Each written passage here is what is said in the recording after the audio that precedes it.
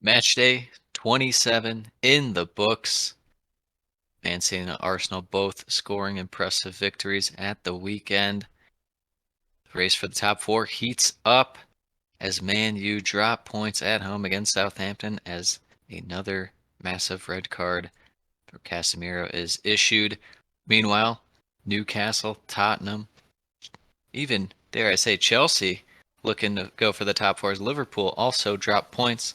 Cover everything from match day 27 along with the midweek action. This is the Premiership Perusal podcast. Manchester City are still alive here. Balotelli, Aguero! Back, Fuchs. The ball in behind Damian Vardy! It's 11! It's heaven for Jamie Vardy! You are an ostrich. Well, your head must be in the sand. Is your head in the sand? Are you flexible enough to get your head in the sand? Now the fans are shouting every week, Louis van Gaal's army! Louis van Gaal's army! Feet after a fabulous start, the game just got away from you there. I have nothing to say. Nothing to say about the game at all. Drama from day one! This is the league we want to watch!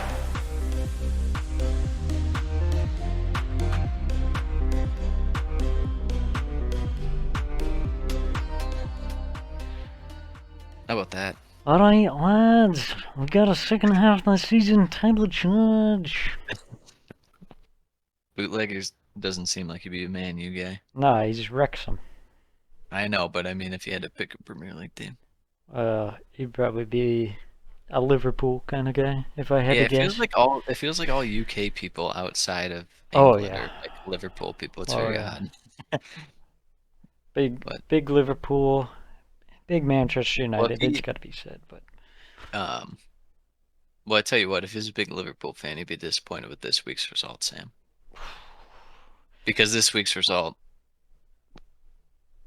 was terrible. yeah, well, we saw it coming, didn't we? I mean, Somewhat. it's One of us had to pick at least a draw. yes. One of us, we covered our ground. We knew that there's a good chance that when Liverpool surprise you, they're bound to disappoint you too. This is a Liverpool experience in 2023. You beat your biggest rivals 7-0, only to lose to Bournemouth in a 1-0 depressing loss. It just had to be that way. Let's get into it right away. I was just surprised how much early possession Bournemouth had. Honestly, Yeah, they were up for that it. was what was alarming. Why is Bournemouth allowed to hold the ball? That probably shouldn't happen. Created a good couple chances. I forget who took the first one, but it was honestly a really good chance. Went to waste a bit with this. It was virtually side netting. Yeah, that was Dango. Or Dango. as some people call him, Montanara. Yeah, imagine calling him by that name. You kidding me? What a jabroni. Yeah. Yeah, Van Dijk had her cleared off the line early on too. Yeah, no, and Liverpool actually scored on a nice passing sequence, but they're offside. Liverpool's passing today was actually really solid at times. It's more so kind of getting the shot. Just wasn't really there, but Liverpool didn't have to worry so much about Bournemouth's defense as they had to worry about their own because there were holes. Well, there was a lot of counterattack chances for Bournemouth. That's what Bournemouth love to do. They love to hit on the counterattack. They don't need a lot of the ball. Just a little will do.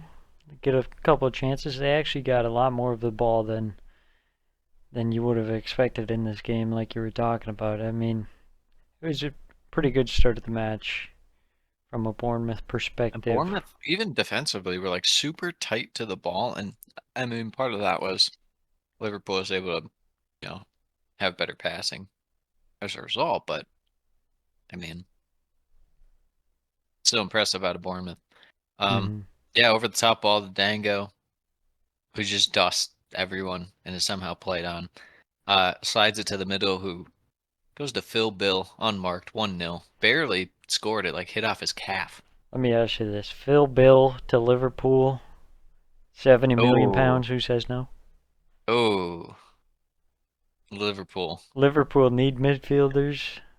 Liverpool say no because they can't afford 70 mil. Unless you convince them that he's a star, then they say, okay, well, we can shell out for a star. Liverpool, the type of club to pay 70 mil for Phil Billing and then say they can't afford Jude Bellingham. Well, they're getting Jude Bellingham, apparently. Everyone's convinced of it. Yes. And they'll sure as shit need him if they keep playing like this. Yeah. Yeah, I thought Big Dom Solanke even had a good chance, but like just a terrible first touch. And Dango dropped an absolute dime to him on that play. Yes, some good chances there. Van Dijk had another chance before halftime from a set piece. Mm-hmm. I mean, he's just been off his game. Getting some free headers, you gotta score those. Goes into halftime. 1-0. Second half. Some more so action in the Bournemouth and Liverpool attacking, trying to get the equalizer. Neto coming up with a good save on Diogo Jota after Solanke gave the ball away. And then big moment for Liverpool, their chance to get back into the game. Handball, Adam Smith, close range. Mo Salah steps up. And he shanks it. He absolutely shanks it. Preemptively saying no problem was one of the funniest things I've ever heard in my life. It was so good. No problem. There's a massive problem. It was so funny because it was so bad. Like, oh man, he probably just like cringed so hard. Yeah. There's problem for Neto. Bournemouth. He should have transitioned it better. And yeah, I thought Liverpool, even in this half, were still really open to the counter, even when in possession. There's nothing to feel good about. Salah has played better, I guess, of late, but still not playing like he did last year. Yeah, this team is just, I don't know. They've got a lot of holes defensively. Trent Alexander-Arnold was poor. Shell of himself. The midfield was pretty dire, to be honest. They could use Eric Dyer in midfield. That's how bad they are. They really could. And it just felt after they missed the penalty that there's no way. There's no way. They almost had like a weird scramble for a goal, but it wasn't even really that close. Yeah. And then Gakpo had a chance at the very end that he just blasted high and wide. Yep. Big 3 points for Bournemouth. Massive. They pull themselves out from the bottom. Can they do it? The Great Escape? It's just so there's so many teams at the bottom. It's so hard to say right now. People are like getting, and we'll get into the Southampton game. People are getting demoralized because they lost at home to Brentford. It's like, okay. I mean, you're 2 points off of 16th still. Like, I don't know what to tell you. You just have to, Sam says, remain calm and carry on, or whatever that. Keep calm and carry on. The 2016 called. They wanted their posters back. Yeah.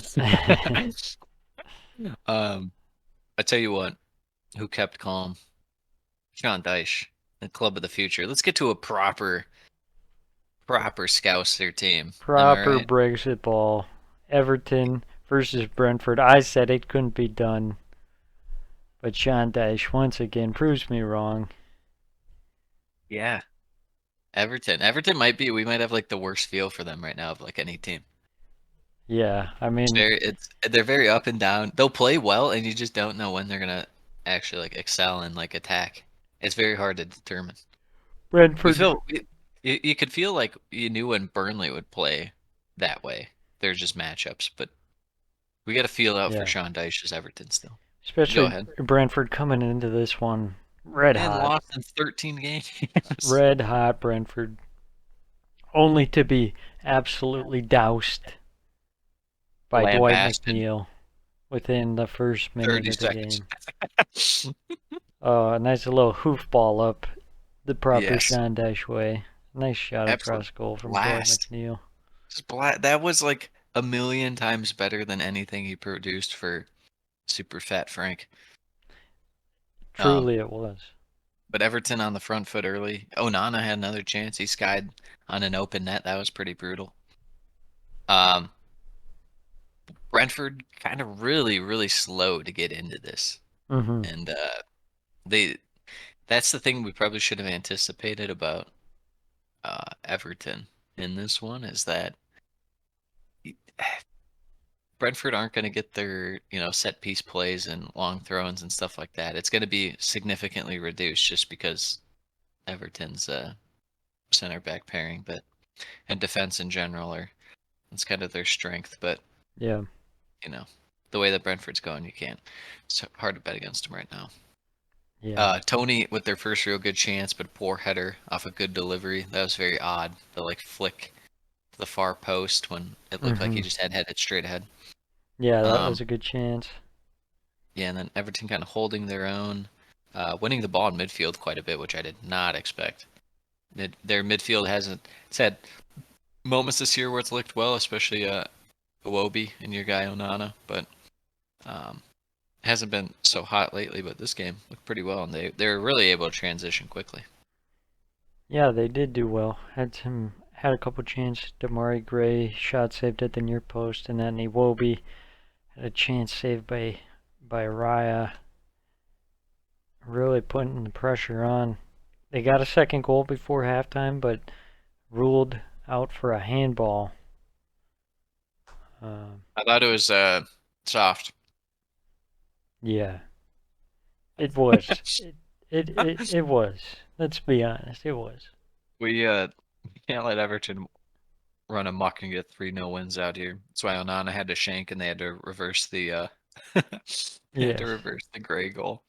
Also, Gray scoring. They can't have Sam get this confidence that he knows about Everton football. Yeah, they can't have me getting any vindication. That's for sure. It's just like how the Premier League made Ollie Watkins shank that goal last week Yes. on the one-on-one. They can't let me get too. Hank is becoming too strong. His brain is too big. Halftime 1-0, second half, Pinnock with a huge chance. Everton are fairly lucky not to concede on that. That was one that we've seen him kind of, Great clearance from Dwight McNeil on that one. Yeah. Coming up clutch at both ends of the pitch. It's pretty quiet second half. Was Everton trying to kind of suck the life out of the game, and Brentford didn't really have much edge going forward in attack. What do you think of the Shada guy that Brentford are playing right now? I think he's decent. I think he's something that Brentford need is more of a creative player going forward, but they weren't really able to get much going, surprisingly. I don't know, it just kind of looked like it wasn't their day in attack. Yeah, I think Everton did a good job kind of bottling them up, but the kind of midfield presence / the Mbumo creativity was not there in this game. Yeah. Yeah, they had a lot of the ball, but weren't able to really create many chances towards the end of the game. Yeah, they had the David Raya header at the death. Yeah. That was one of their better chances, actually. Yeah, to no avail. Everton, 3 points secured. Massive win for Sean Dyche. As I look at this old gif of him at Burnley with snow coming down on his head. Yes. Miles. Let the Sean Dyche flow through you. Let the hoofball flow through you. Proper football is back on the menu. What a random game to lose on your streak. Yeah. What an odd one. I feel like Goodison has that kind of effect, though. Is like, if it's hopping, it's way harder to play than most people would. Do we need to go through our underrated stadiums or underrated home field advantages? All right, let's hear it. Let's hear it. Number 10. Number 10. The Amex. Never forget the first day that Brighton was up and they did like a special on the Amex. They're like, oh, it's so wonderful. That was great. Yeah. It was like, what? This looks like the most generic English stadium that there is. And guess what it is? Speaking of Brighton, They played Leeds this week, Mm, and I was truly surprised by this result yeah. because I didn't think Leeds had it in them. They didn't play that well, but I didn't think they had even that much in them. Yeah, the way I've been talking about Leeds, you would think that they weren't going to get another point the rest of the season. Well, they almost didn't. So They you got almost Javi didn't, Gracia. but you know But what? they did with like 14 games left.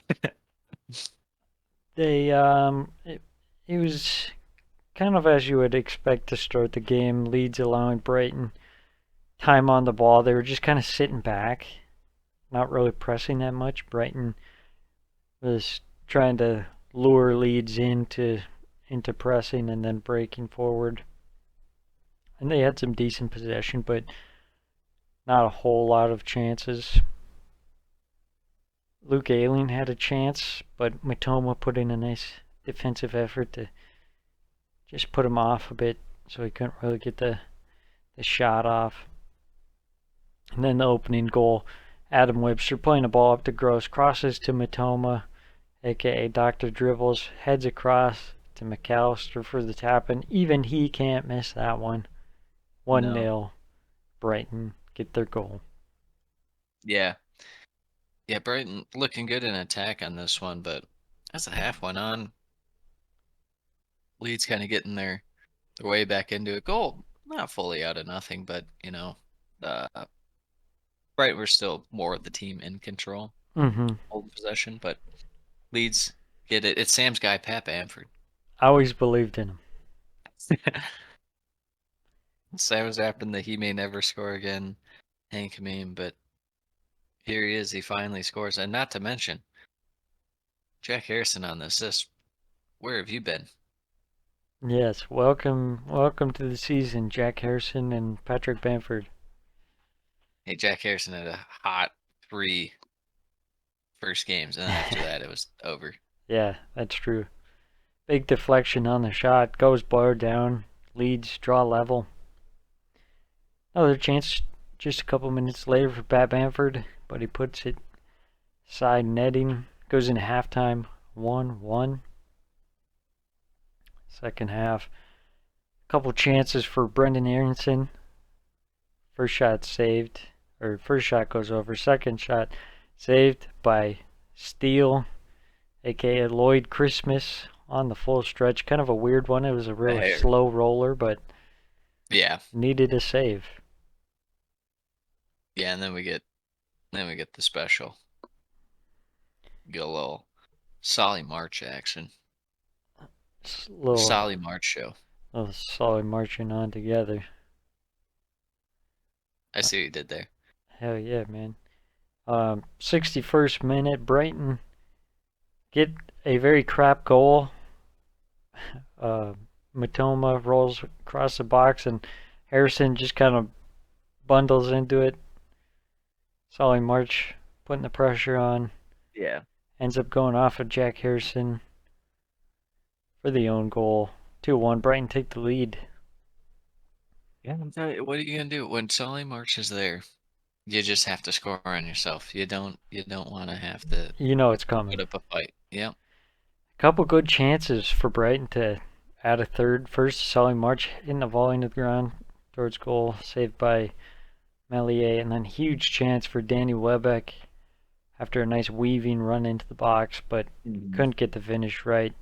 And it proves to be costly because just a few minutes later, Jack Harrison scores with a beautiful curling shot after coming inside from the short corner. That's a big point for Leeds. Yeah. One they didn't really deserve, if I'm being honest. Yeah, I mean they got 2 goals kind of out of nothing. I mean they haven't looked all that sharp in a while.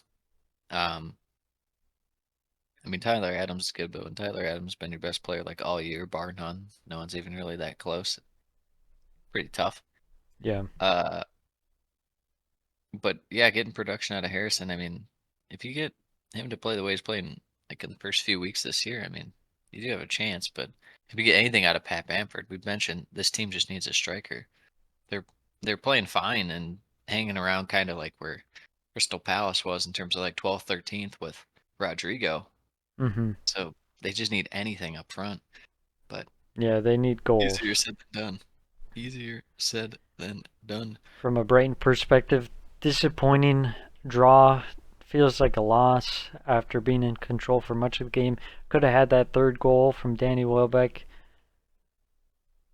But Yeah, I mean, if they would have won, they would have been in 6th, tied for 5th. Yeah, 4 points off Tottenham with 2 games in hand. big couple of points dropped. Absolutely. On to Moving the next on. game. Leicester versus Chelsea.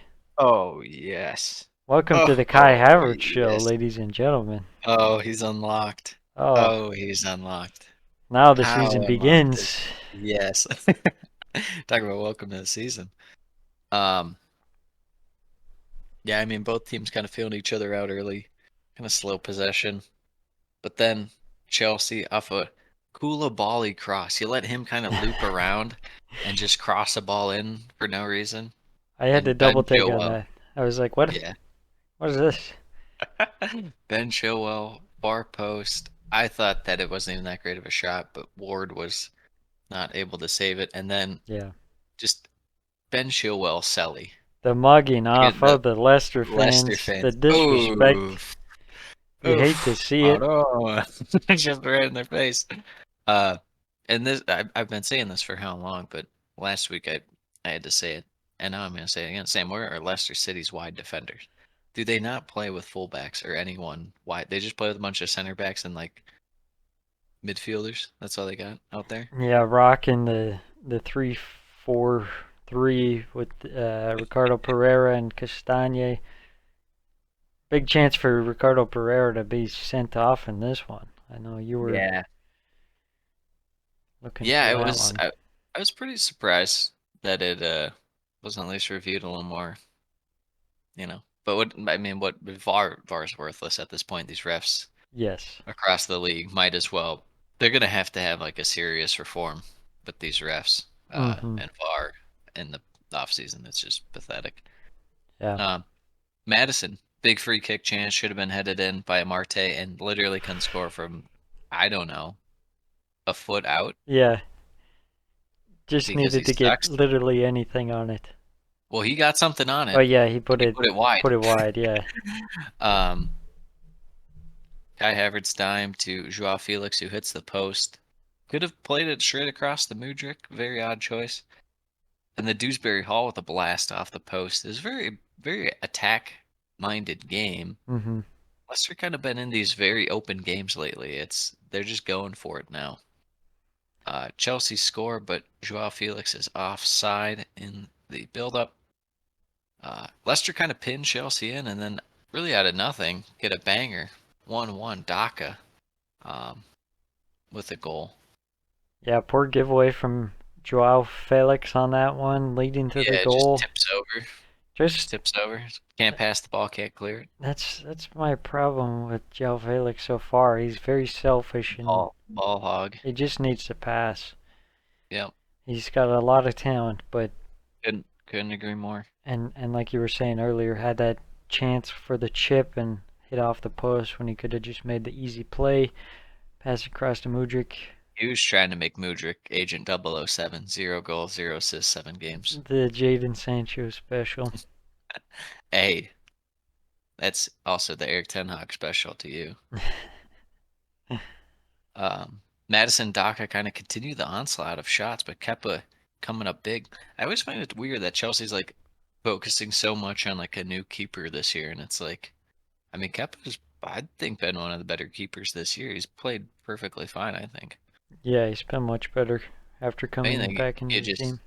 You just take the young guy you just signed from MLS and maybe keep him as like a backup, and you let Ed Mendy go, and Yeah. I don't know. Chelsea grabbed the goal before half. Enzo with a dime to Kai Havertz with a lovely chip. I saw Leicester fans complaining about Ward on this. 1-on-1 with Kai Havertz he's like maybe 2 feet away from you. He can do whatever he wants to get the ball around you. You're gonna complain that Ward didn't save that? I just found it curious that you skipped over the clear handball that wasn't called on Fofana, where Don't he recall. elbowed the ball from a free Don't kick and don't nothing was recall. given. Yeah, I don't think that there was a Uh, handball. I don't think anyone talked about this. no one saw it. No one said. Well, clearly the refs didn't. If Leicester's getting away with red card tackles out here, Chelsea can get away with a handball. That's fair. That's fair. Goes in halftime 2-1. Fofana comes out, bullet header, saved by Ward. I think Ward, even though he's not good, is like completely gets blamed by Leicester fans like a bit too much at this point. Like your defense sucks too, anyways. Yeah, he gets hung out to dry quite a bit. Leicester still looking pretty solid in attack. Have a shot cleared off the line. They had some mad kind of scrambles hmm in this one, but Ward with a huge save on Kai Havertz from the corner. Chelsea really looking for quick passing to add that third goal in this one. And your guy, Dewsbury Hall, with a Oh, massive chance for Leicester. Just absolute shank. oh, scuffs it on the open net. Golden The gimme. opportunity. Dewsbury Hall, come on, brother. How about Mudryk scoring? Goes full knee slide on the celebration. Mm-hmm. Only to realize about 2 minutes later that he was offside. I thought that was just It fantastic. was so good. It was so good because it was overturned and he ran to the corner for the ref that called him off. Full knee slide. You had to have seen that ref. Yeah. He It's was too amazing. hyped. He was too hyped. But he doesn't fulfill the prophecy of being Agent 007 2.0 as Havertz is played in behind, crosses it for Mudryk, who has a headed pass back to Kovacic for an absolute banger. That finish by Kovacic. Oof. Very nice. Oof. Chelsea see it out 3-1. Any thoughts on what we're seeing from Chelsea right now? Wout Faes getting a second yellow card just for the lulz. I didn't even care to mention that. I refuse to talk about Wout Faes right now. It makes me sad. I felt like he'd be pretty decent, and he's kind of looking more poop as the time goes on. He's a bit meme tier, if I do say so myself. he's a mid-table David Luiz. Yeah, pretty much. Dollar store Dave. Yeah, I thought he could have been sent off for that one, just for a straight red. But yeah, Chelsea. I mean, it's good they're scoring goals at least. Yeah. They still look like they've got some issues in defense. Yeah, it doesn't look great. I think, honestly, I feel like the defense looks fine to me. Obviously, you don't have Thiago Silva, so there's going to be a massive drop-off Yeah. there. But I think Fofana's been playing well. Koulibaly finally is looking like he's adapted to the Premier League somewhat. So the rumors of him leaving in the summer might pump the brakes on that. I was thinking he probably would, but since he's playing better, who knows? I think the main revelation right now is Cucurella is actually doing stuff. He's actually passing the ball forward. He's actually running around to press. He's looking a whole lot better. But all I'll say was that 3 wins out of 4 now, Sam, with Mason Mount out. Something like that. Yeah, I don't know. Does he deserve 300K a week? I don't know. Does he And by I deserve don't know, to I mean be? no. Does he deserve to No. be called up to the England squad? Absolutely not. But does he? Absolutely. Yeah. Chelsea have a big decision, and who has a bigger decision is Liverpool when they spend 50 mil on Mount and 70 mil on Phil Bill. Yeah. Scenes when Phil Bill cost more than Mason Mount. Dude, let's go. I mean, he's in better form, that's for sure. Yes. All right. Speaking of better form, Moving Nottingham on. Forest on the road is not in better form. Yes, to the team that is absolutely horrible on the road. We're talking Tottenham versus Nottingham Forest, and probably the most boring game of the week. But starting it off with some absolute fire from the man who just can't stop scoring, Richarlison. Charleston. What Yeah, a well, fantastic goal. Long ball up from Harry Skip. Oh, but once Harry again. Skip? Ollie Skip? I'm sorry, I was thinking of Harry Winks. Ollie Skip. It looks like a Harry, to be fair. Ollie Skip. But what happens? Once again, I can't say Richarlison now. Richie Arlison scoring a goal that is offside. I feel like that's happened like 10 times this season. He had one in the Premier League and one in the Champions League. I know that. Well, anyways, it's hilarious every time it happens. Tottenham early on, very much in the driver's seat. Get the first goal. Harry Kane scoring from a nice header after a nice cross from Porro. Pedro Porro kind of finding his own now. He had an absolute terrible debut, and now he's like at least Yes. tolerable. Yes. He did the speed run of the Emerson Royale. Instead of being crap for a whole season, he was crap for one game. With Chiefs. Tottenham win a penalty after Worrell goes into a challenge late on Richarlison in the box. Kane steps up, scores that for the early brace. Goes into halftime, 2-0. Second half, chance for Brennan Johnson. Test Fraser Forster at the near post, pretty comfortably saved. And then just after Can't that, believe you just breezed past the fact your guy Jay Links was subbed off at halftime. well, he did nothing. Forgot he was even playing, to be fair. I only remembered because Emmanuel Dennis came on. And I was like, oh, this guy.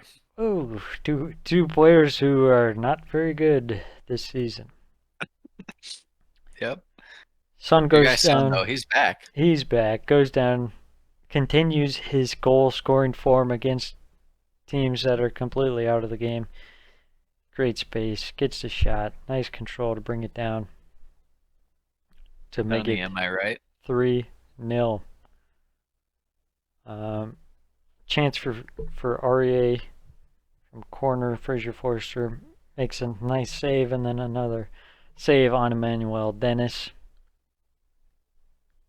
Good chance for Son to score his 100th Premier League goal. Saved by Keylor Navas fairly easily. Joe Worrell had a chance. That Tottenham have Fraser Forster and Nottingham Forest have Keylor Navas. It is pretty funny. Fraser Forster has been pretty good, actually, for some reason. I know. Well, he wasn't that bad on Southampton last year, like for stretches. And then he falls off a cliff, and it's like, oh. Yeah. It's pretty much like the Shea Adams of goalkeepers. These Joe, days. Never forget, he used to be almost elite. Not elite, but an upper echelon. When Southampton were good. Joe Worrell pulls one back for Forrest from the corner after a nice flick on by Felipe. Looks like a consolation. Forrest do get a late penalty after a handball from Kulishevsky after review. And who steps up to take it? None other than Andre Ayew. Why is this man in the league? Why is he taking your penalties?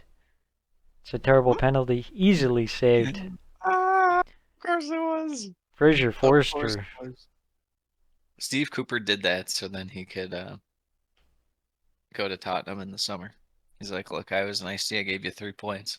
I'm trying to help you guys get in the Champions League so when I take over next year, we're good to go. That is some 4D chess from Mr. Steve Cooper. Mm-hmm. Easy win for Tottenham. Not much to say. Forest suck on the road. What's new? Yep. That's about it. But you know what? Tottenham did their business, at least. I think top 5 thing for the Premier League right now is Antonio Conte in press conferences. Because he's just whining till I get fired. He wants that payout, man. I mean, can you blame him? Maybe I am not up to the standards of the club and the fans and the owner. Maybe I am not good enough. I tried to teach you to win. Maybe I am not up to the standards of the 7th place team. Maybe I am not have real hair. That's true. That's 100% true. That guy's a full head of hair fraud. Whatever that comes down to, I'm not sure. It's hard to have hair and be a fraud, but he is literally a fraud with hair. He's a trailblazer in Fraud industry. the fraud of full heads of hair. That's for sure. Man Speaking of City, frauds, Crystal Palace. Pep Patrick Vieira. Guardiola. Oh, Oh, Oh. oh, hey, they're both bald. I didn't know which one you're talking about. that's true. Vieira looking the more Vieira has a fraudulent. little peach fuzz on his head. Just a little bit. He's kind of got the Sean Dyche style going. Yeah, a little bit. A little bit. Yeah, I mean, Vieira is looking so fraudulent that even normies are kind of like, oh, maybe they should look at someone else. He is on the hot seat. That is for sure. This one kicks off. Man City doing what they do. They're pouring it on. Pouring it on. Who would have expected anything differently? Me. Yes, exactly. Hank. Hank believes in Jordan Ayew and Crystal Palace. No, just Guaita. Yes. Just Guaita to eat saves. He's farming saves. I wonder if he's like popping off in Fantasy Premier League right now. Maybe. I don't know. They concede every game though. Yeah, it doesn't feels help like if you so, don't get the probably clean not. sheets. He'll if he gets a clean sheet, he gets like 16 points. Otherwise, he ends up with like 3. Ends up with 2 goals conceded, but like 5 saves. Yeah. Yeah, some early chances for City right off the bat. Rodri with a pair. Diaz. And then big chance for Jack Grealish outside the box. Comes up close. Just misses. What are your thoughts on I this? love that Pep is really pushing for Grealish to like go through the middle of the field now. I like that. Mm-hmm. Play a little Actually more. utilizing him, and it's almost like in case De Bruyne is hurt or something, that's like their backup plan. Yeah, that's what I was Flex. going to say. Play a little more of that De Bruyne type role. Mm-hmm. A little more 100%. creator and a little less of a winger. Mm-hmm. But yeah, all the possession for City. Palace really couldn't link up like at all. Holland with probably the best chance of the game with an absolute shank on the tap in. Mm-hmm. Palace weren't pinned in the entire half, I guess is all you can really say. Is towards the end they were holding the ball for a little bit and kind of getting some throw-ins in Man City's half. I mean, they can't even register a shot. Crying out loud, Sam. Yeah, 3 games in a row without a shot on target. Was that 3 before this or 3 including this? I think it was including this one. Okay. Just And I mean, rough. it's not even like clearly it's like not even, that's just like, oh, they don't have a 9, so they can't score. Like, they don't have people creating shots right now either for Etse or Olise doing anything. These teams are taking those guys away. And Wilf, I think he got the Saudi money already. Yes. I think he did. The I think he check is already got it. cleared. It's in the bank account. Yeah, I was thinking about Palace. It's like they don't really counterattack that well this season. I don't know. I feel like early on they had like moments where they'd win the ball and kind of press, but maybe Yeah. it was just last year was so easy with Gallagher because Gallagher just like runs. Yeah, He just runs no matter what he's doing. He's always sprinting. exactly. Second half, big free kick chance for Man City is saved. Then Alvarez, I don't know what to make of him. Like sometimes he looks really good, and then sometimes he's like a very, very poor man's Gabby Jesus at times. Yeah, He had a great turn and a bad shank in this one. right. It seems like he does everything well up to the finish, and I mean he scored some goals, but Not to mention he popped off like really early on and then kind of faded. So yeah. that's exactly what Gabby Jesus did at City in his time there. But it's also like, is he scoring important goals? To me, it doesn't seem like it. Yeah, I guess important relative to like certain games that he's in, yeah. But are the games like super important. Like a game might be like 1-0 and then he'll score. And it's like, oh, well, that's kind of done and dusted sitting here blowing a 2-goal lead. But he does Yeah. have a couple where it's like it's 5-1 and he makes it 6-1. It's like, all right, Yeah. big ups. That's what I think of Big when I ups, sir. think of him. It's just kind of like garbage time goal scorer. To be fair, he doesn't get a full run in the starting team all the time, and Yeah, for sure. but then again, it's like, why doesn't he? It's because he's not as good as Foden. He's not as good as Grealish. He's not as good as Holland and stuff. So this is what it is. Short corner leads to a penalty. Just dumb. Just dumb. Yeah, exactly. Just that. Was it Gindogan who drew it? His like back was kind of towards the net, like nothing was even going on. Yeah, I think so. Elise coming in, just kind of a really stupid challenge. Just shuts off mentally for a second, gives away that penalty. Can't make those And then mistakes. Holland. I know I'm gonna jinx it when I say it now, but it feels like Holland never misses penalties. Well, he didn't miss this one. Much to the chagrin of Sam. Erling Haaland steps up and slots. Has another chance later on where they headed high. Hmm. He's kind of just a bit out of form right now. Not really clicking for him. Yeah, And Palace in the last 10 minutes show some pressure, but nothing amazing. And it's not even like City were like really good defensively in that last portion. I didn't feel like. yeah, it was always going to be tough after giving up the goal. They did so well to hang on, and then you have that one moment where you give away the penalty, and it's like, oh man, it was all for naught. Especially the terrible attacking form that Crystal Palace has been in lately, trying They to might as get well one bring back back lately. like Connor Wickham. Connor Wickham. Is Palace the Where's next team Glenn to Murray? buy Neil Maupay? Then they'd go down and that'd make me sad, so hopefully not. I could see it happening. I Well, could too. That's what's sad. City get the 3 points. Grind it out. Honestly, pretty impressive. Pretty impressive to see it out. Things weren't really going your way. Those are kind of wins that like Liverpool got last year. A lot. Yeah. Just like out of nothing, somehow still make it happen. Even though you might be outplaying them, but it's just not still going your way yet. You still get the win. Yeah, you All gotta right. really grind some teams into the ground.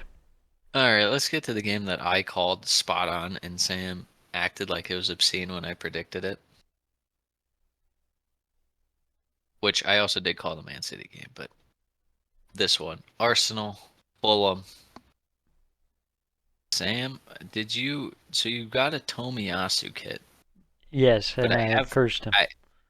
I was gonna say well, maybe that's why you didn't get a Super Leo kit. Yes, I can't. If you I bought can't me curse. an Arsenal kit for my birthday, I would wear it if it was a Trossard one. I believe that. I'd rock it. And if I got you a Conor Gallagher Chelsea kit for your birthday, the tan one, of course. Dude, I was about to say the creamsicle. Yes. I'd wear it.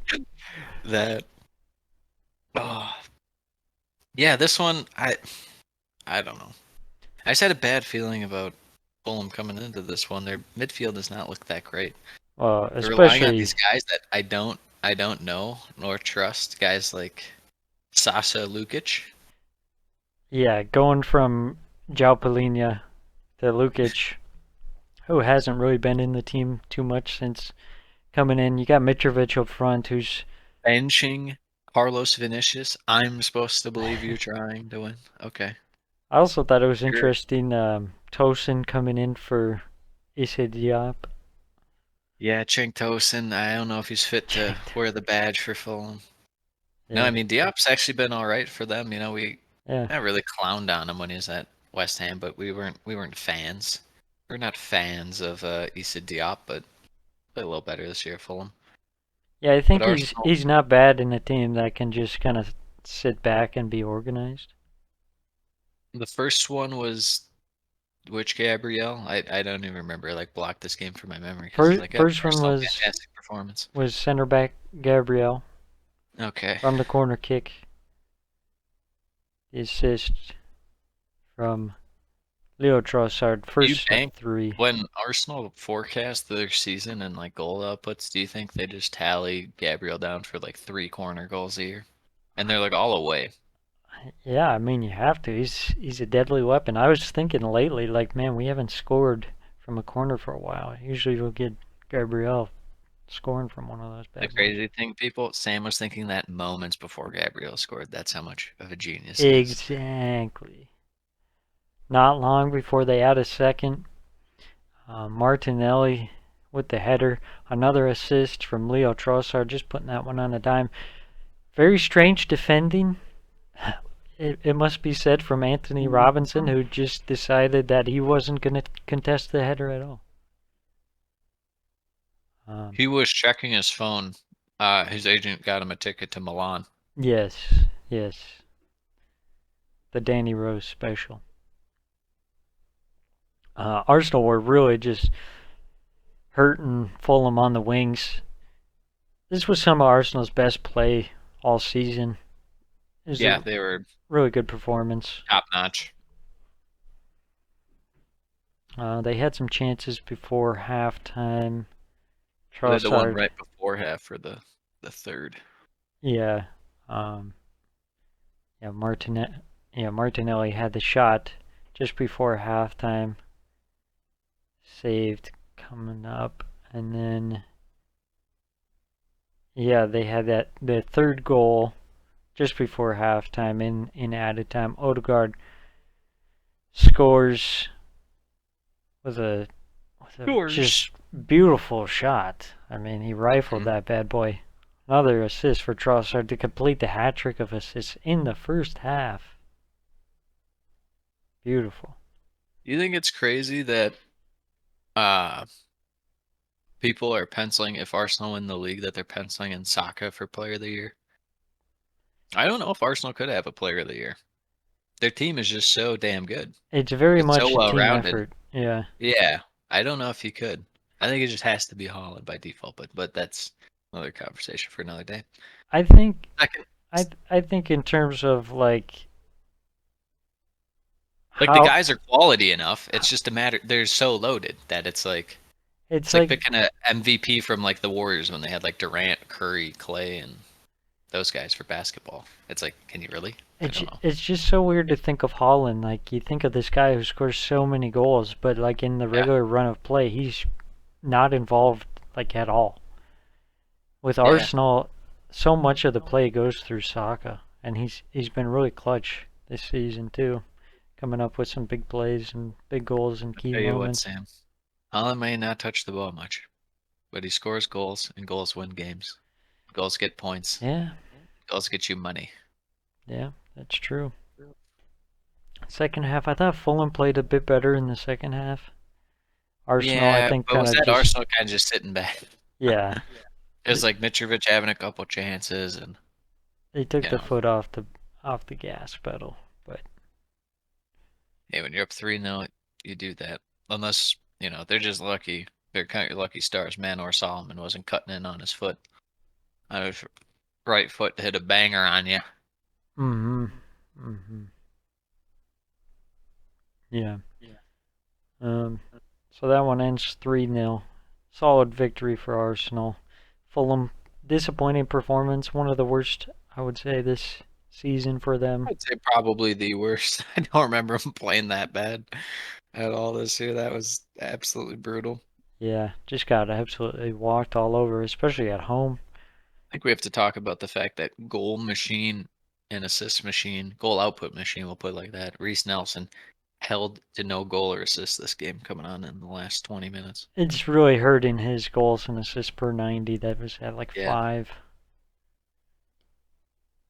Guy's insane. It's better than everyone. Yeah. Player of the year right there, Reece Nelson. Yep. Advanced stats tell me so. Mm-hmm. Moving on.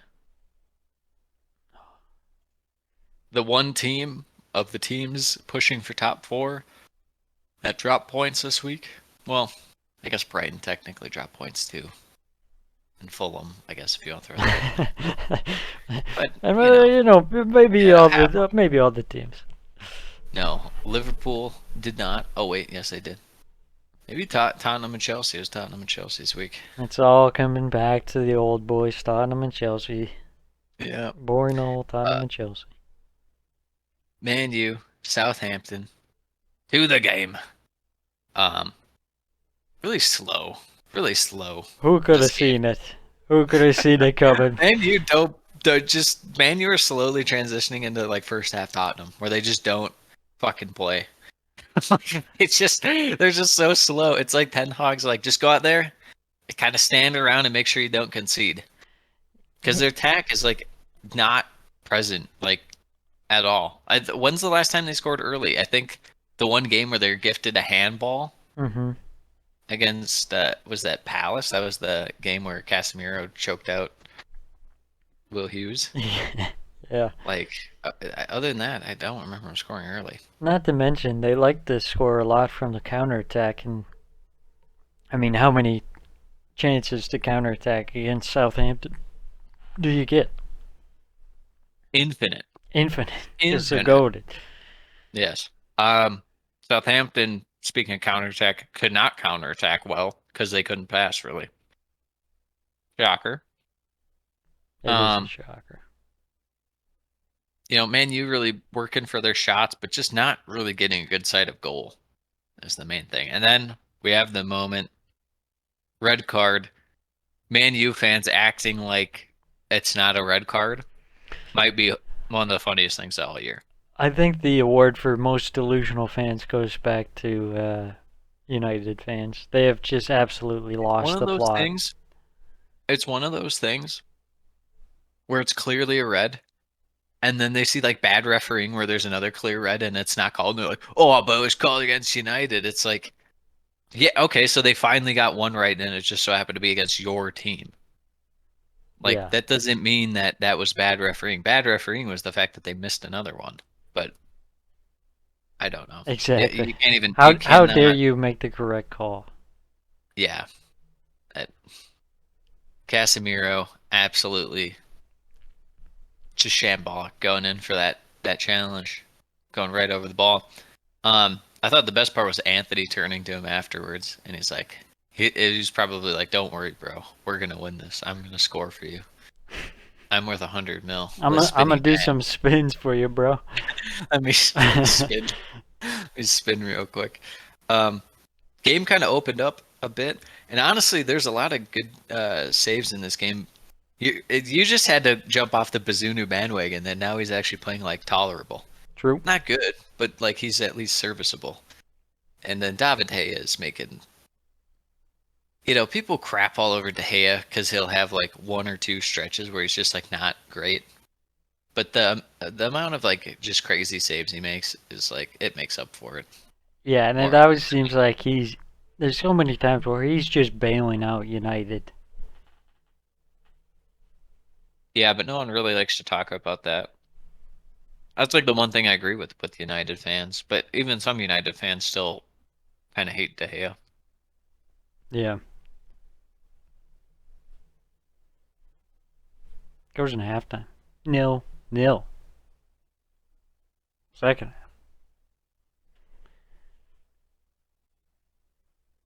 Little action. Yeah, James Ward-Prowse, couple free kick chances, not able to score them. What are you gonna do? That's Southampton's attack right there. Yeah. James Ward-Prowse and what do we call him? Chuck Alcatraz. Chuck, Charlie. Chuck Charlie. Yeah. Chuck Charlie's. That might just be his name now. I thought Southampton was putting in a shift on defense, kind of holding United at bay, but kind of they just couldn't spring on the counter this game. Even when United's down to 10 men, it was not great. I think the biggest chance of the game fell for Southampton, though. Theo Walcott, massive chance, not taken. And then the last 10-15 minutes, Southampton kind of really pinned in. United not really doing much as far as chances go at the very end, but Finishes 0-0. Celis was saying his team didn't get enough praise for how well they played. I thought they could have won, honestly. Probably should have won, so I don't think they deserve all that much praise Mm-hmm. because they didn't fully take advantage of it. But United were that was a really bad United game. Even without, like, not even considering the red card. Mm-hmm. Like, it was a bad performance. Yeah, especially at home against Southampton. You just got stomped by your big rivals. This should have been a game where they come out, right their wrongs, but what do? They make it worse. Casemiro, another red card, suspended for 4 games now. Casemiro. He just Okay, he'll be back to play Chelsea.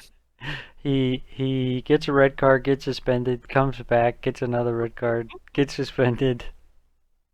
What a legend. Crazy. And then you I got thought the best red card of the year would have been Joao Felix, hands down. Getting a red on your debut. This tops it. I mean, 2 reds in the manner they did. Hilarious. Then you got Eric Ten Hag complaining. All his players always hurt, unavailable, suspended. Unlike Arsenal, who always has all their players available. Yeah, I don't see anyone on Arsenal going in for challenge at people's kneecaps, going over the ball. So, Not to mention that I don't see Arsenal spending 100 mil on Lispini, man. Not to mention we've had our striker out for like the past 3 months, but you know. Hey, Eddie Nketiah has been cold, but he has not been 3 months since he's last scored. Okay. Bazinga. Awesome sauce. Zabinga. Yeah, I think we're just gonna have to start dropping forced catchphrases on here that no one likes. That's gonna be the bit. Yeah, I think so. Let's get to the next game. West Ham Villa. The game where I called and I didn't feel great about it. West Ham. This is how you know West Ham are down. Won five straight versus Villa coming into this. Yeah, that's a good week for you, Hank. Now they're just drawing. It was. The only one I was like completely off on was Brentford. I would have bet my life Brentford would have won. Yeah, it's a good Or at thing least you drawn. didn't. You'd be Yeah, dead. I'd be done. If we checked out, there'd be no podcast. Died to Everton. Died to Dyche. Died to Dyche. Name of the episode. Died to Dyche. Died to Dyche. This game, really, Villa just scored on their first chance of the game. Yeah. Watkins with like a slow hopper. I mean, it was precise. It was upper corner, but it didn't seem like it had that much pace on it. Yeah, and West Ham, it was kind of all West Ham to start up until the goal. Yeah, Ollie Watkins with the softish header. He's trying. He's trying to make my prediction come true. I think it's too little too late, and I blame Stevie G, not him, but what can you do? Paqueta had a shot cleared off the line, but draws a penalty. Sam's guy, Benrahma, with the highlight of his match because it's all downhill from there. Slots it home 1-1. Benrahma, yes. After that goal, kind of felt like Villa kind of more in control, yet sloppy moments, just like 36th minute. Giveaway leading to a long West Ham shot on net. Wasn't super dangerous, but still, it's just that playing out of the back it's spooky. Yeah, it is spooky. It invites a lot of unnecessary pressure. And it gets a little spicy. But you know what else is spicy? Ollie Watkins has a chance to add a second in the 42nd minute. Big save from Alphonse Areola coming up clutch. Villa and the half well. Finishes 1-1 to end the half. Second half, just an array of chances for Benrahma that he does absolutely terrible with. Did we talk about Benrahma not really playing that well in the last podcast, or is that 2 podcasts ago? Might have been last episode, yeah. You know what really doesn't help? Benrahma and Buendia have their moments, yet they're both on Villa and West Ham. West Ham, and they just really run together. Honestly, just run together. Yeah, I feel like I mean, Ben Rama Woodley is better getting than in. Benrahma, but Ben Rama's getting into really good spaces, but then it's just coming down to the end product. So disappointing. yeah, first one, big chance right at Emi Martinez. Had another one where he dangles, and the shot was saved by Martinez, but Mm-hmm. like you're saying, good spots, final product not quite good enough, the passing or shooting. He just started like popping long shots, and then the 84th minute, obviously, he had that volley, which he just took a little too long on, couldn't settle for him, and it was blocked by Young. Mm-hmm. Big chance to get the win there. Yeah. Yeah, and then a chance at the end, Duran from a corner, shot straight at Areola, finishes 1-1. Villa, I thought, were the better side for kind of the second half of the second half, but didn't create much in terms of chances. Overall, I think the draw was a fair result. Yeah, I would say so. If anything, maybe if the chances fell to anyone else other than Benrahma, you would have had a little more sympathy for West Ham. But hey, what are you gonna do? Yeah. Good prediction from Hank. Moving on to the next game, Newcastle versus Wolves. Clip that. Hank's a genius. Although I don't think I got this one right. I think I called a goalless draw, so I was wrong on this one. But I don't remember I think what you I called called on this I remember you called the Newcastle win, but I think you called like 3-0 or 3-0, 3-1 yeah. or something. Yeah. Pretty even start to the game. Kind of some back and forth action, a little end-to-end action, keeping it interesting. Wolves and Newcastle, two teams that don't mind getting into a little bit of a foot race. I liked how Wolves actually held the ball more than Newcastle in this game. That was a little bit surprising. Yeah, I didn't expect it. Away from home, not bad. No, Wolves, we'll get into it, but definitely easily could have got a draw out of this, to say the least. Yeah, Maybe absolutely. deserved, if you will. Yeah, first chance of the game, Nick Pope, nearly disaster class after getting the ball What is taken going off on of with him. him? He's What is been going on? shaken after Yeah, the he red card. touched the ball outside the box, and ever since then he's like lost his skull. Whatever happened that like split second before he touched the ball, ever since then he's been shook. Almost. He's making a very, very strong case for Aaron Ramsdale to be the number 2 for Yeah. England. Yeah. Maybe he just likes Aaron Ramsdale. And he's like, okay, you deserve to be number 2. I don't Maybe. deserve number 2. Maybe. Yeah. There was some contact on that one too. Looked like Jimenez was kind of looking for the contact. Nothing, Kevin. The revived Raul. Yes. That's what we call him around these parts. Actually played pretty well this game. Again, I think that it was a Jedi mind trick by Lopetegui to play Diego Costa and say, hey, look how bad this guy's. Now look at Raul Jimenez. See, we don't need a new striker. We just need to get a bunch of guys that pass. Yes. Newcastle get the opening goal just 6 minutes later through Isak after a free kick from distance from Trippier. Really nicely done there. Just the Isak, guy could stay healthy. yeah, Isak was looking really nice. Kept getting in behind, had some nice dangle moves. He just kind of looked The like sauce. the center point of the attack for Newcastle. Yep, couldn't agree more. Newcastle really putting the pressure on Wolves in the box. Bruno G had a chance that hit the bar from the corner from close range, but Wolves had a chance kind of out of nowhere. 39th minute, Podence going down, has a little snapshot, hit off the post and out. Goes into halftime, 1-0. Yeah, second half, kind of coming out a little back and forth between the sides, but definitely Wolves kind of working their way back into it, creating some chances, and then really, massive substitution changes by both sides, and then really out of nothing, Hwang Hee-chan. There's like a mini little collision. Pope's like on the ground, scrambled, and the ball popped to Chan. Doesn't get hurt while scoring somehow, some way, and it's 1-1. A true miracle. Bad mistake from Trippier and Pope there. Some miscommunication, allowing Wolves to get back into the game. I thought Pedro Neto looked pretty good after getting subbed on. Well, he's your guy. He always has been. Oh yeah, he's going to Arsenal. That's for sure. I was going to say Arsenal 60 mil. Come on. He's worth at least 3 Leo Trossards. But speaking of making an impact off of the bench, this time it's Miguel Almiron.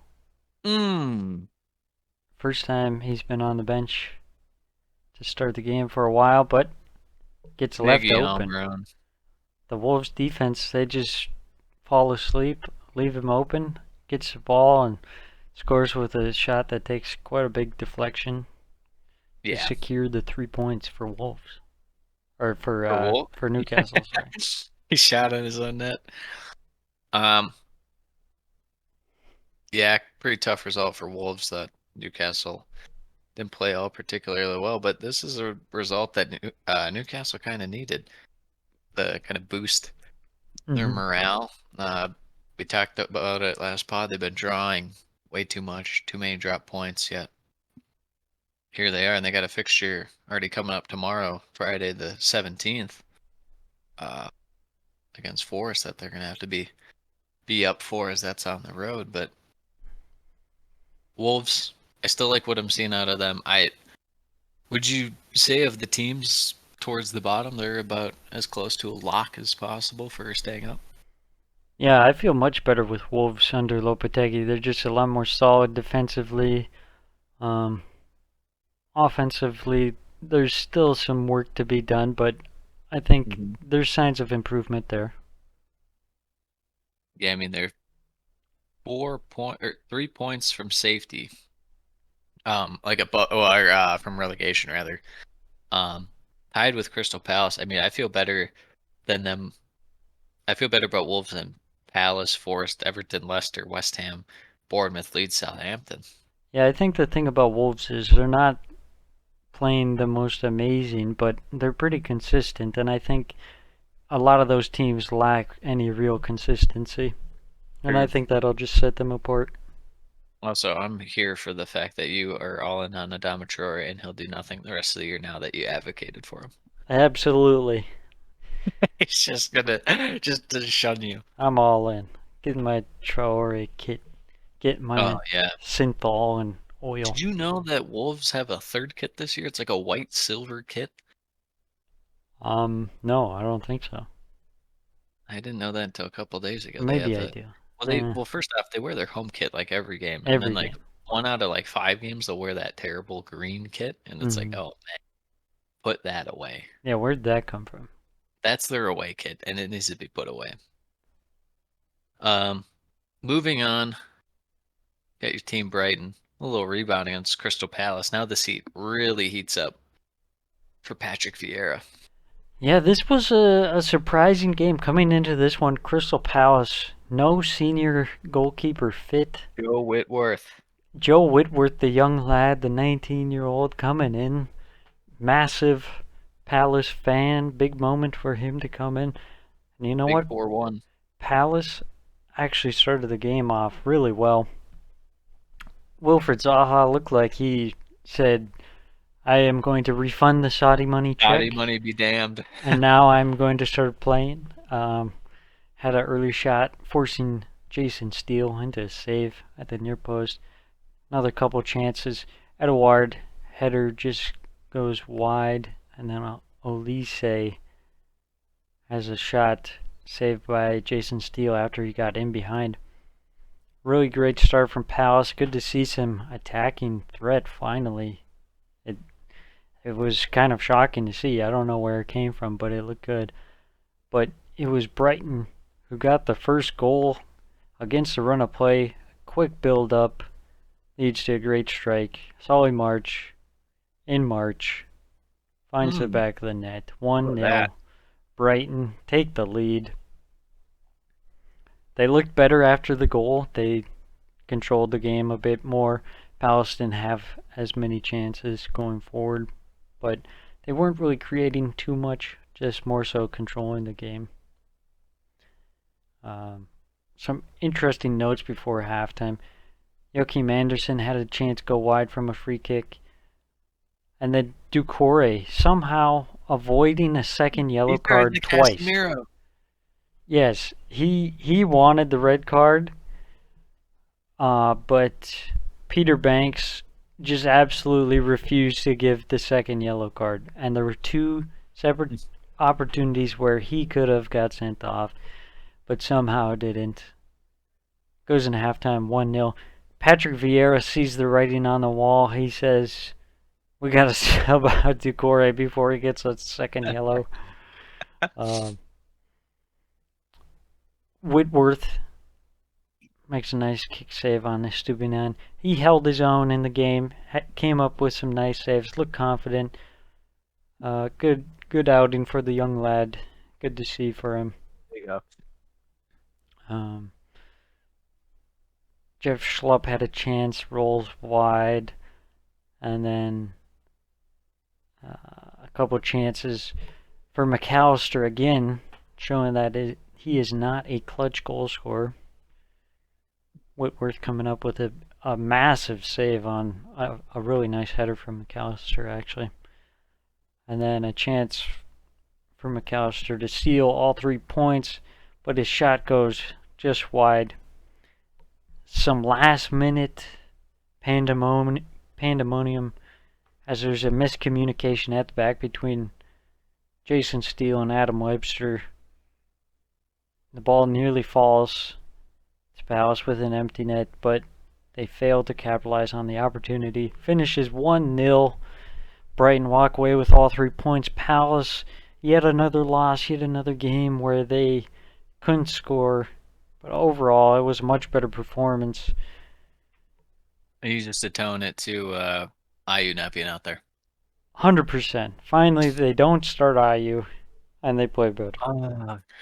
Finally, Finally! Crystal Palace don't start Jordan Ayew, and they look so much better. Better.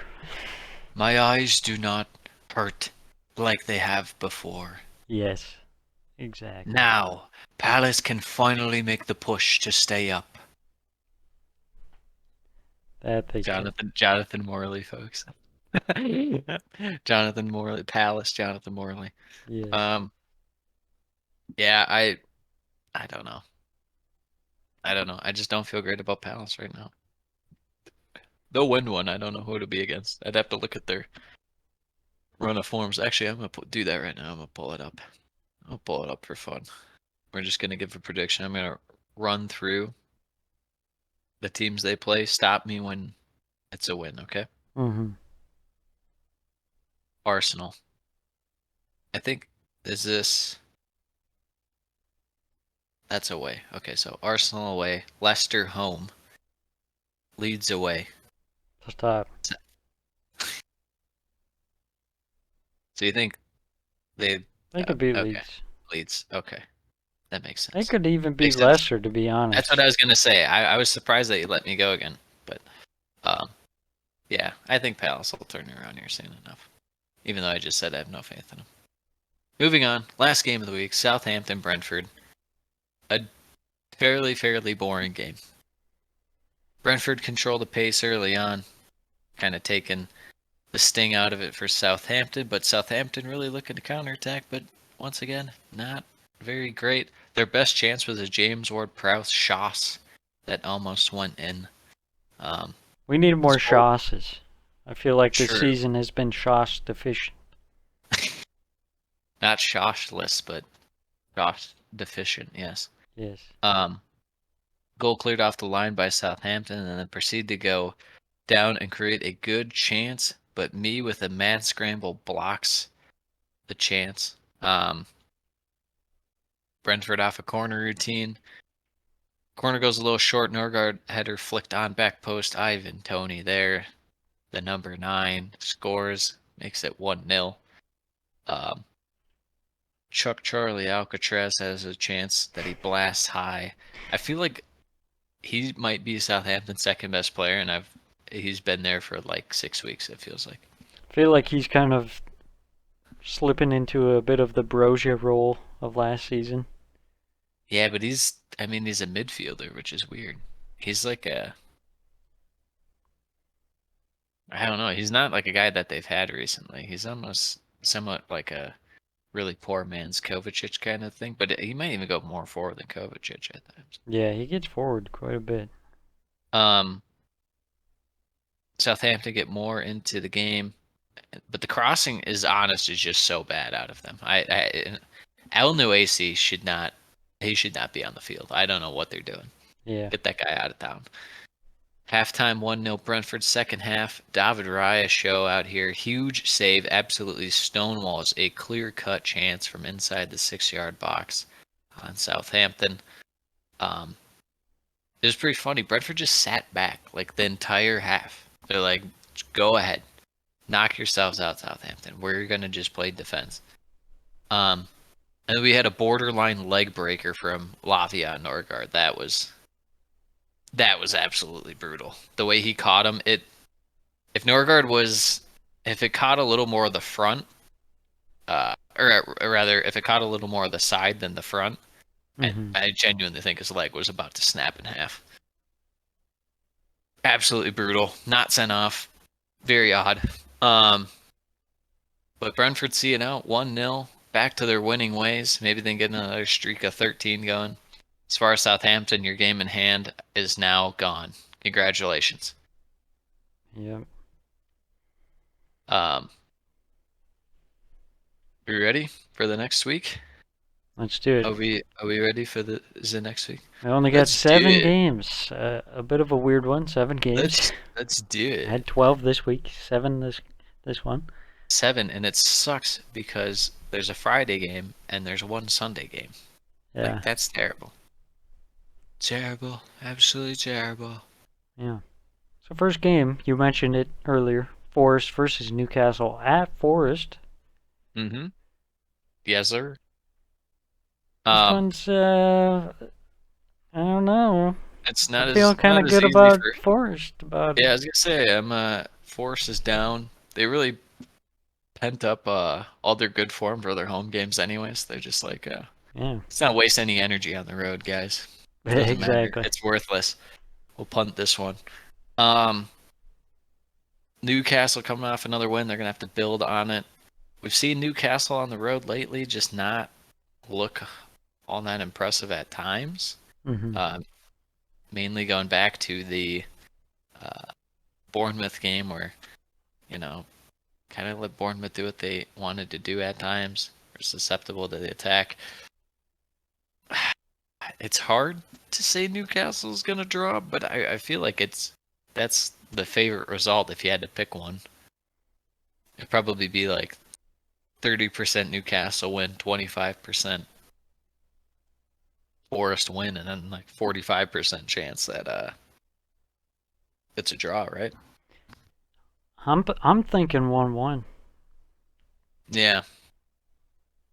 I think I'm right there with you. I'm going to go 1-1 as well. Yeah. Villa Bournemouth. This one's at Villa Park. Villa haven't been playing all that bad lately, but I don't know. Bournemouth are impressing me. Yeah, I kind of like here we are. their play. Here we are. They just beat Liverpool. It's definitely time for a drop-off in form, right? It's got to be. They reel you in. Once you start buying into the Bournemouth stock, they drop 7 in a row. Then O'Neill's like, hey, how about this? We just get absolutely embarrassed by Villa somehow. How about we go up 2-0 and then concede 3 in a row to lose? I'm going to go with, just for main value, I'm going to go with a hectic game. We're going to go 3-2 Villa. I'm going to go 2-2. All right. 2-2. 2-2. Brentford, Leicester at the Georgia Tech Community Stadium. Brentford has never beat Leicester. Interesting fact. How many times have they played? I Like 4? 3. Three. Well, this will be the 4th. Okay. They lost at Brentford last year 2-1. They lost at Leicester 2-1. And then earlier this year they had a 2-2 draw. Yeah. Yeah, because this was a opening day match, I believe, and it was Leicester was up 2-0. Yeah, They you're blew right. it. Yeah, Tony in the 62nd minute, and then Josh De Silva walked up and just did a banger. Yeah, I don't feel great about Leicester right now, mainly because they're just like, let's roll with the attack only. Nothing else matters.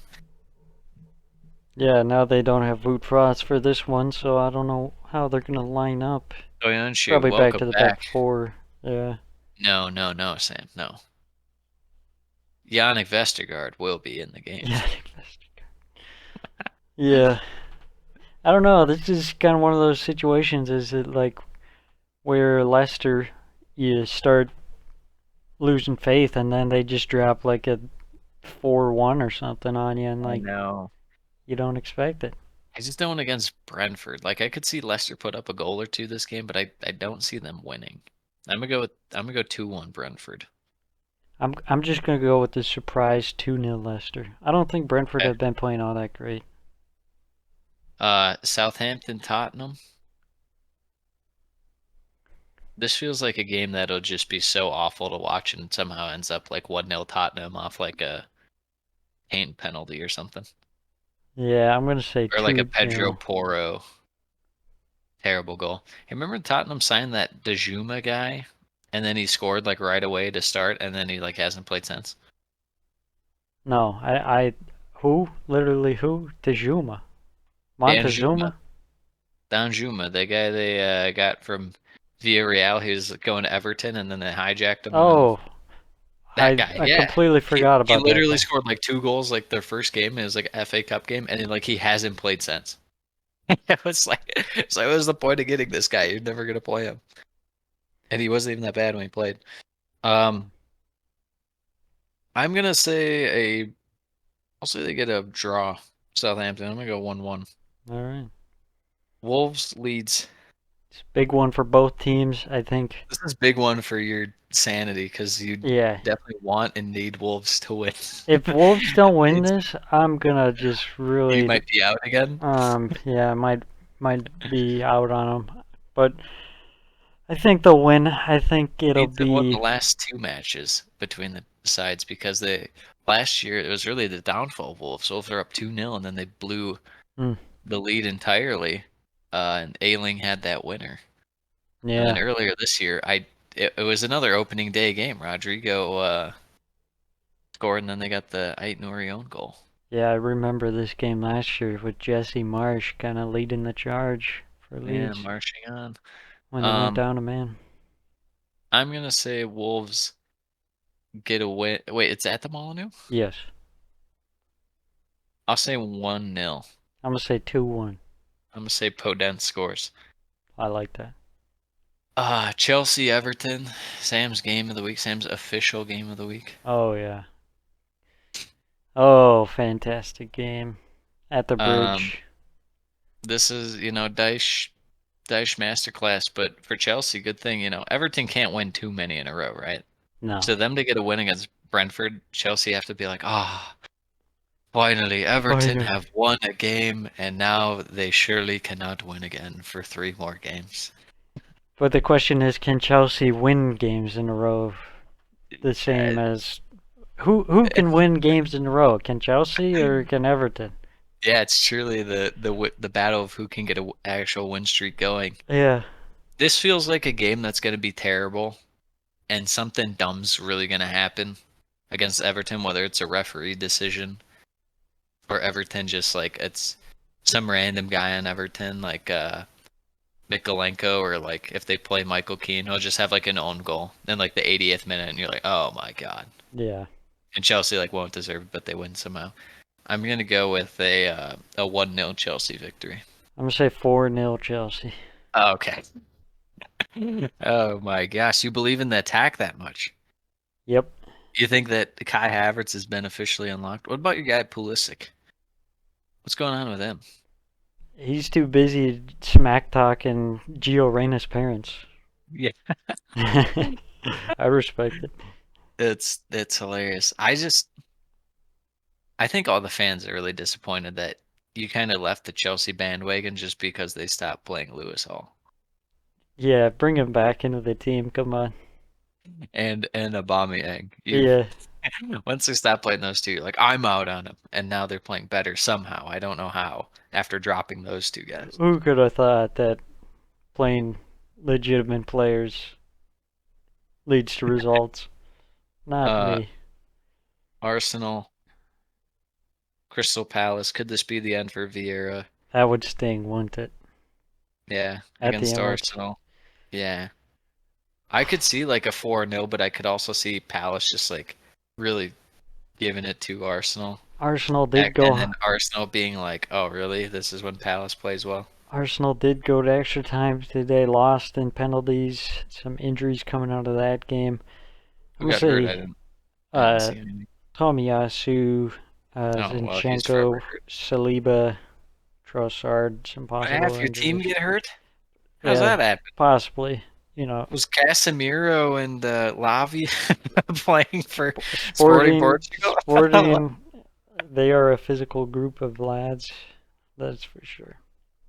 I'll say Arsenal win, but I don't think it'll be a pounce or an absolute drubbing. I'll probably say a 2-0 victory for them. I'm going to say a 1-0 victory for Arsenal. Vieira gets I the jinxed sack. it. He jinxed it. He sure I did jinxed say it. that I was going to stop predicting Arsenal games. You can't do that. That's impossible. The integrity of the podcast would be on the line, Yeah, I guess so. which it's not now. It's definitely not. I'll have to jinx Arsenal so that they don't win a title just for the integrity of the podcast. Right. What's your prediction for this week before we go? My prediction for this week is I think John Duran is going to score for Villa. I was really, really hoping you were going to say John Joe Shelby scores for Nottingham Forest tomorrow against Newcastle. Ooh, that'd be a spicy one. I said John. I was like, John Joe Shelby against Newcastle. That would have been the ultimate. John Duran. Okay. Come on, that's a pretty good one. He hit that rocket a few weeks ago. It hit the bar, and then last week he was the guy who almost had the tap in at the death, but it's right at Areola. So yeah. All right. That will wrap things up on this episode of the Premiership Perusal podcast. Until next time. Adios. Goodbye. Mis amigos.